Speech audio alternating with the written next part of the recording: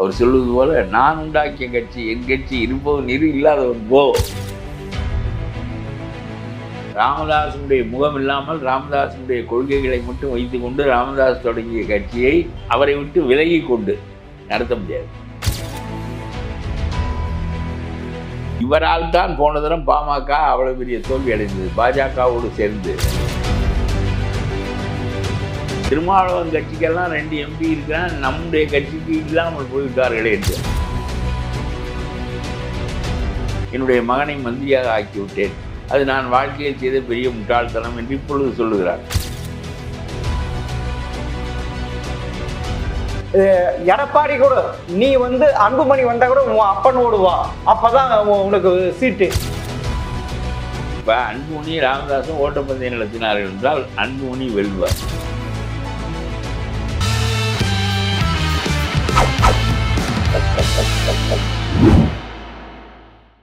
MTV நேயர்களுக்கு வணக்கம். அரசியல் ஆடுகள பகுதியில் தமிழக தன்னுரிமை கழக நிறுவனர் பழ கருப்பையாவை சந்திப்பார். வணக்கம் சார். என்ன சார், என்ன பாட்டாளி மக்கள் கட்சி அப்பாவும் பையனும் வெட்டி மடிகிறாங்களா சார்? என்ன சார் இது? இதுல திரு ராமதாஸ் உங்களுக்கு நல்ல ஃப்ரெண்டுன்னு கேள்விப்பட்டோம். இல்லை, அவர் பெரியவரே, ஃப்ரெண்டுன்னு இல்லை, அவரோட நல்ல நெருங்கின பழக்கம் உண்டு. அப்பா என்ன செய்வது, அவர் பாடுபட்டு அந்த கட்சியை உருவாக்கினார். அவர் சொல்வது போல, நான் உண்டாக்கிய கட்சி, என் கட்சி இருப்பவன் இரு, இல்லாதவன் போ. ராமதாஸ் சொல்கிறாரு. ஆகவே இதில் என்ன தெரிகிறது என்றால், வேறு நம்ம ஒரு கட்சியை உருவாக்கி அதை ஆட்சிக்கு கொண்டு வருகின்ற நிலைமையில் வேறொருவனை உட்கார வைத்தால் அவன் ஏதாவது கட்சியை கைப்பற்றி கொண்டு விடுவானே என்று பயந்து சொந்த மகன் இருந்தால்தான் பாதுகாப்பு என்று நினைத்தது போய் சொந்த மகன் வகையாகி கட்சியை கைப்பற்றி கொண்டு விட்டார் என்கின்ற போது இந்த வாரிசு அரசியல் என்பது சரியானது தானா என்கின்ற எண்ணமே நமக்கு ஏற்படுகிறது. என்ன சொல்லுகிறீர்கள்? ஆக மொத்தம் இப்பொழுது கட்சி மகன் கைக்கு போய்விட்டது. ஐயா மதிப்புக்குரியவராக இருக்கிறார். ஆனால் அன்புமணியால் அதை கட்சி அவர் கைக்கு வந்தாலும் கூட மக்களிடம் போய் அந்த செல்வாக்கை பெற்று வாக்குகளை பெறுவது என்பதற்கு ராமதாசனுடைய முகம் வேண்டும். ராமதாசனுடைய முகம் இல்லாமல் ராமதாசனுடைய கொள்கைகளை மட்டும் வைத்துக்கொண்டு ராமதாஸ் தொடங்கிய கட்சியை ராமதாஸுக்கு எதிராக அவரை விட்டு விலகி கொண்டு நடத்த முடியாது. ஏனென்றால் ராமதாஸ் ரொம்ப கடுமையாக இருக்கிறார், மகன் மீது ரொம்ப கடுமையான சொற்களை வீசுகிறார். என்ன, இவனுக்கு தலைமை பண்பே கிடையாது, இவனால் கட்சி நடத்த முடியாது, இவன் யாருக்கும் அடங்கவும் மாட்டான், யார் சொல்வதையும் கேட்கவும் மாட்டான் என்றெல்லாம் சொல்லுகிறார். அதெல்லாம் உண்மையிலேயே அதை பற்றி நமக்கு பிரச்சனை இல்லை என்று வைத்துக் கொள்ளுங்கள். அன்புமணி தகுதியான மனிதர் தான். நான் பார்த்தேன் இந்த நெய்வேலி போராட்டமெல்லாம், நில எடுப்பு போராட்டத்திலெல்லாம் சமீபத்தில் ரொம்ப சரியாக செய்தார். ஒரு அரசியல்வாதிக்குரிய கூர்மையோடு அவர் செயல்பட்டார். ஆனால் தகப்பன் இருக்கின்ற வரையிலும் தகப்பனோடு ஒட்டி இருந்திருக்கலாம். நான் கேட்கிறேன் சார், இதில் என்ன, அவர் சொல்வதை கேட்டு விட்டு போகிறோம். இப்போ என்ன வந்தது, இவர் தனித்து நடத்த வேண்டும், அந்த அதிகாரம் தனக்கு வேண்டும், நான் முன்னெடுத்து செல்வதற்கு அதுதான் பயன்படும் என்று நினைக்கிறார். ராமதாஸ் தானே உண்டாக்கினார், வளர்த்தார், அந்த மக்களிடம் செல்வாக்கு பெற்றார்.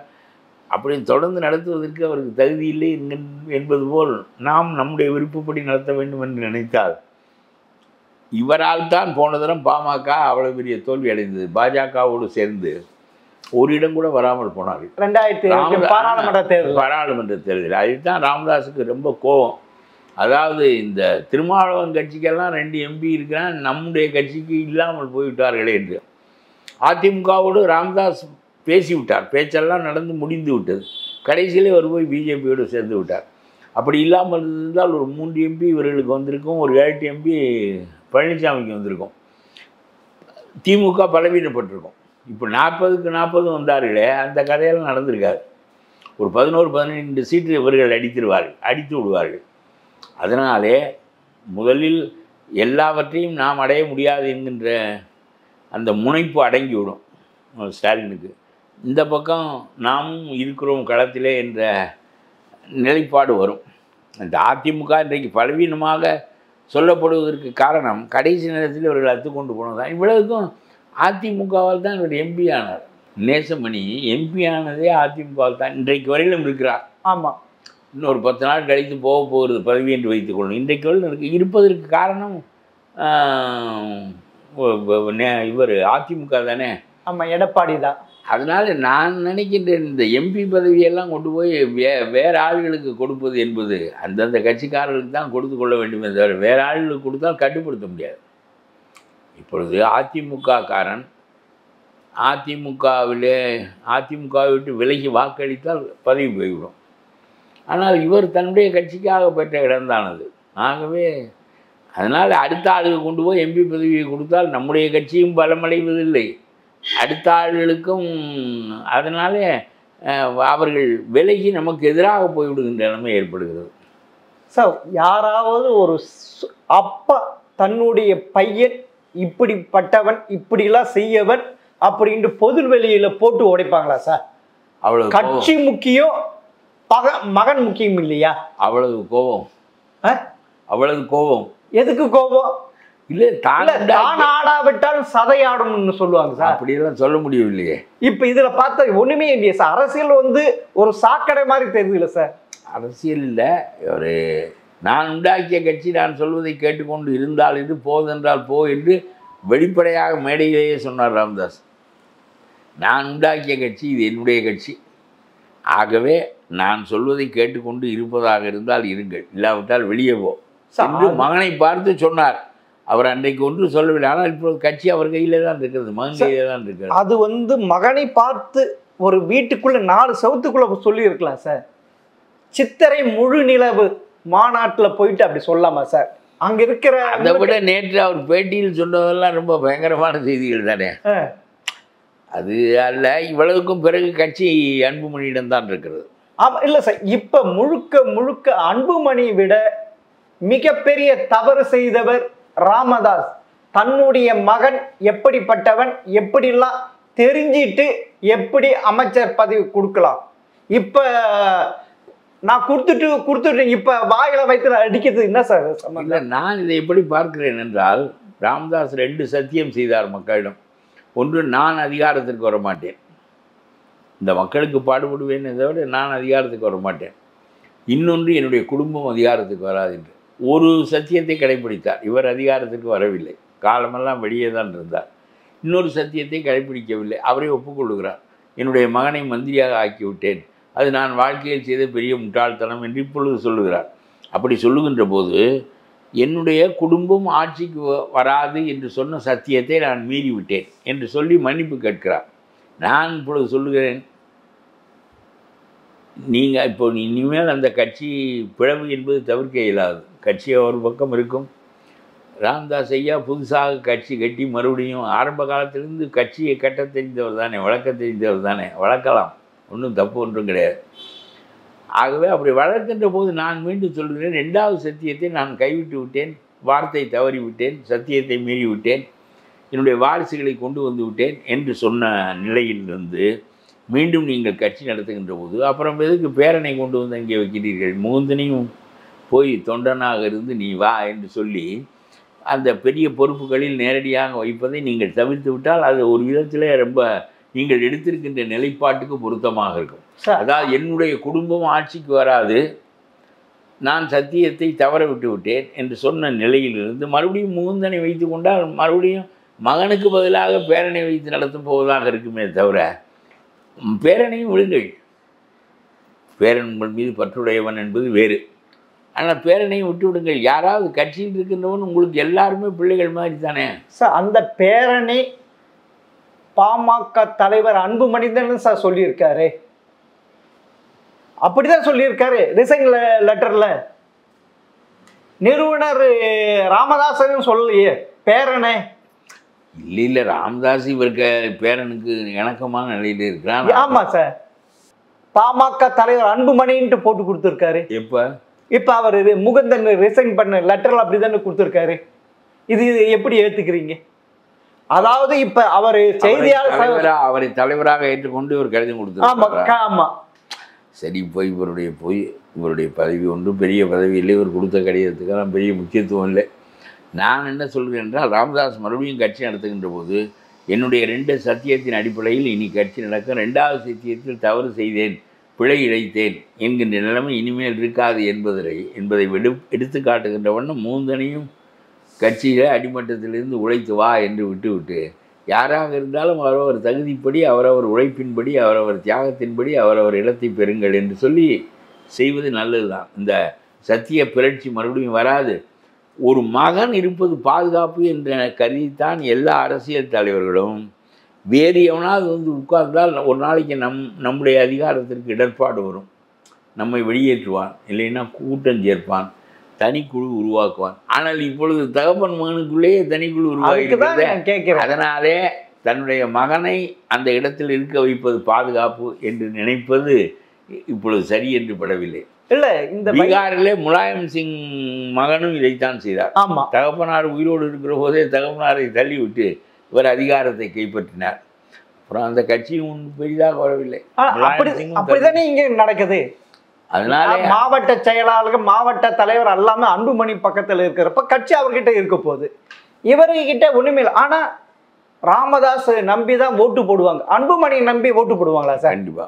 ஓட் பேங்க் இவரோடு, கட்சி அவரோடு, மகனோடு கட்சி, ஓட் பேங்க் ராமதாஸோடு தான். ராமதாசனுடைய கொள்கைகளை ராமதாசனுடைய முகம் இல்லாமல் நடத்துவது என்பது நடக்கக்கூடிய காரியம் இல்லை. ராமதாஸ் இல்லாத காலத்திலே ராமதாசனுடைய பெருமைகளை அவருடைய கொள்கைகளை வைத்து நடத்தலாம். ராமதாஸ் இருக்கின்ற போது ராமதாஸை அகற்றிவிட்டு ராமதாசனுடைய கொள்கைகளைத்தான் நாங்கள் நடத்துகிறோம் என்று சொல்வது நிற்காது. சார், உங்களுக்கு நல்லா தெரியும் இந்த பாமக பாட்டாளி மக்கள் கட்சி கழுது தேர்ந்து கட்டெரும்பான முழு காரணம் ராமதாஸ் தான். பொதுவாக பார்த்தீங்கன்னா தமிழகத்தில் வன்னியர்களுடைய சதவீதம் 13%. ஆனால் பாமக வாங்கிறது 4 to 5%. அப்பன்னா பாமக வன்னியர்கள் அவரை ஏற்றுக்கொள்ளல இல்லை சார், பெரிய லெவல்ல இல்லை, முழு அளவுக்கு ஏற்றுக்கொள்ளவில்லை. முழு அளவுக்கு இல்லை என்றாலும் கூட அது காங்கிரஸில் இருக்கிறார்கள், திமுகவில் இருக்கிறார்கள், அதிமுகவில் இருக்காங்க, எல்லா கட்சிகளிலும் இருக்கிறார்கள்.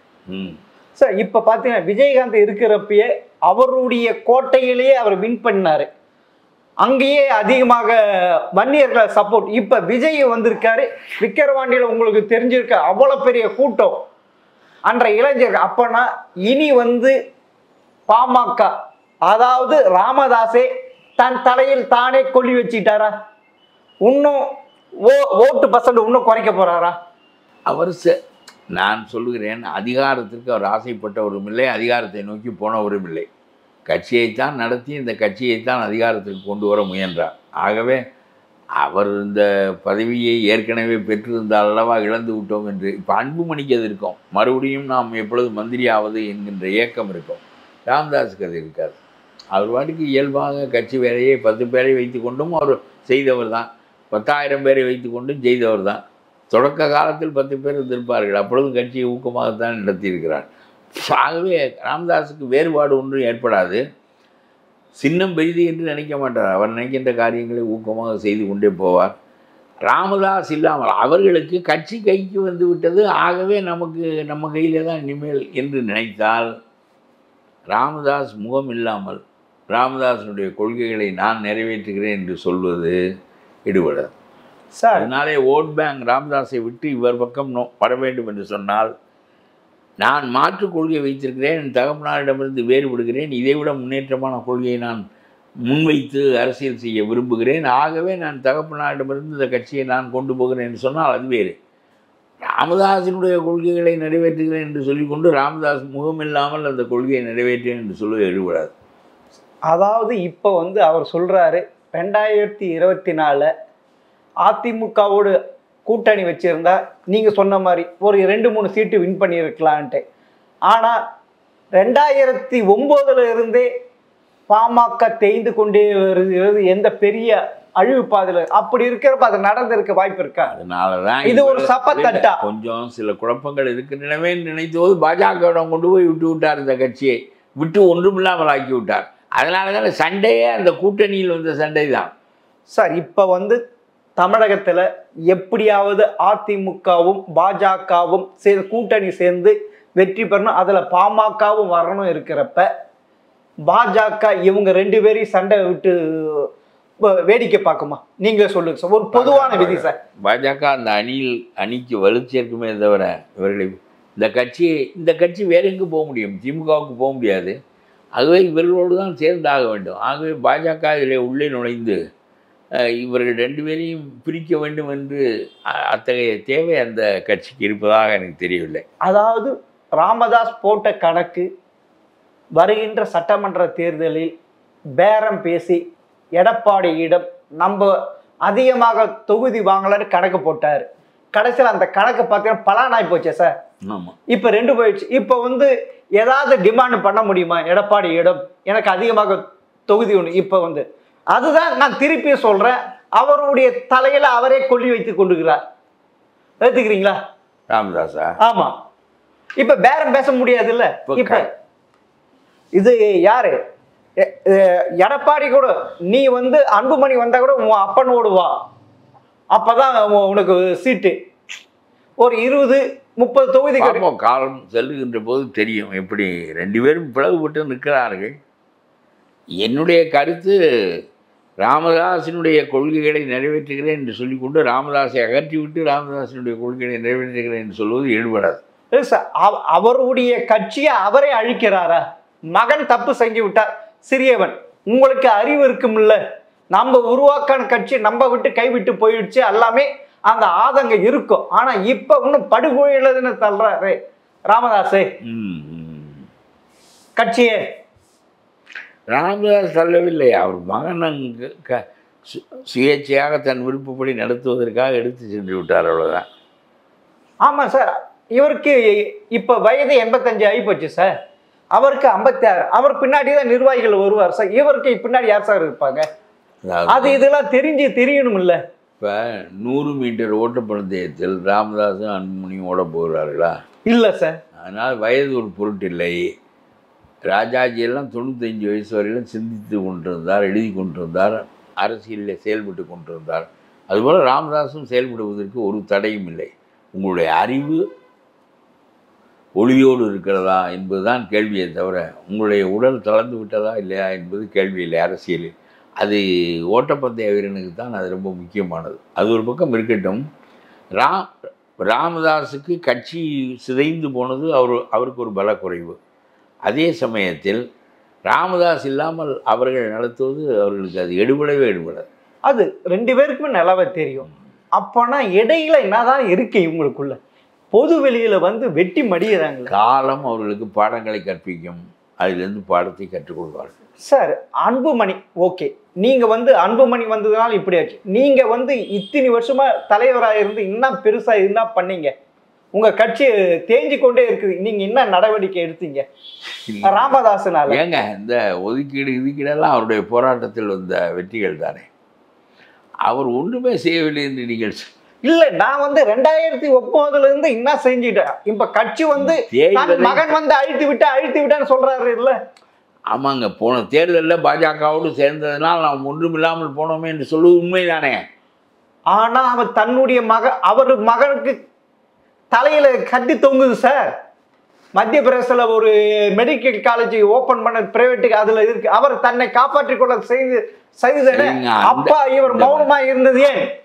அந்த இல்லை, மௌனமாக இல்லை, என்ன மீறி நடந்தது என்று தான் சொல்லுகிறார். நான் பேசியது அதிமுகவோடு தான் என்று சொல்லுகிறார். ஆகவே நான் என்ன சொல்லுகிறேன் என்றால், அத்தகைய நிலைப்பாட்டை மறுபடியும் அன்புமணி எடுத்தால் என்ன ஆகும் என்பதுதான் கேள்வி.